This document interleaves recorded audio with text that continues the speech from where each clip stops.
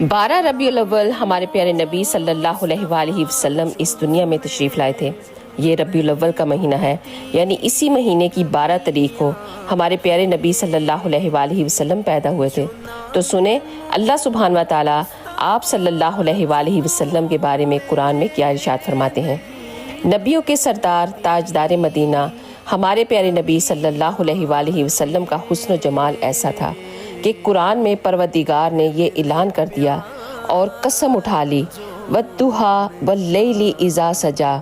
اے میرے محبوب تیرے روشن چہرے کی قسم، تیرے گنگریالے زلفوں کی قسم، جب تیرا چہرہ رات کی روشنی میں چمکتا ہے نا تو 14ویں کا چاند بھی شرما جائے، اور جب تیرے زلفوں سے عرب کی ہوائیں ٹکراتی ہیں تو پورا عرب مہک جاتا ہے۔